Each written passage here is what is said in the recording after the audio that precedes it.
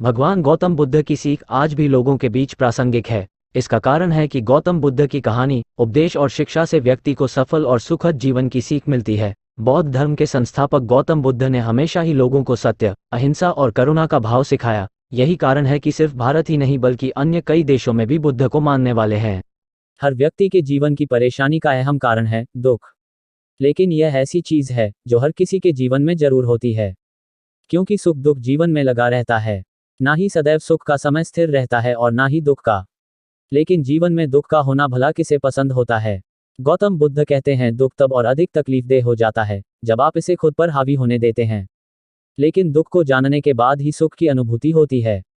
दुख से छुटकारा पाने के लिए गौतम बुद्ध 3 उपायों के बारे में बताते हैं जो कि इस प्रकार से है। दुख क्या है? गौतम बुद्ध कहते हैं दुख से दूर रहने के लिए सबसे पहले ये जानना जरूरी है कि दुख क्या है। संसार में कोई भी ऐसा प्राणी नहीं है जिसके जीवन में दुख न हो। दुख एक सामान्य स्थिति है, इसलिए दुख को खुद पर कभी हावी नहीं होने देना चाहिए। दुख तभी आपसे दूर रहेगा जब आप खुद को खुश रखने की कोशिश करेंगे। दुख का कारण क्या है? बुद्ध कहते हैं दुख का अहम कारण किसी चीज को प्राप्त करने की तीव्र इच्छा से है। इसलिए ऐसे व्यक्ति के जीवन में दुख नहीं है जिसे किसी चीज के लिए तृष्णा नहीं है। इसलिए किसी चीज को लेकर ज्यादा उम्मीद नहीं रखनी चाहिए। दुख दूर करने के उपाय। दुख तो सभी के जीवन में है। गौतम बुद्ध कहते हैं व्यक्ति को यह समझना होगा कि दुख हमेशा के लिए नहीं रहता। इसे दूर करने के उपाय भी है। दुख के निवारण को लेकर बुद्ध कहते हैं कि दुख को दूर रखने के लिए व्यक्ति को हमेशा अष्टांगिक मार्ग को जानना चाहिए और सद्मार्ग पर चलना चाहिए।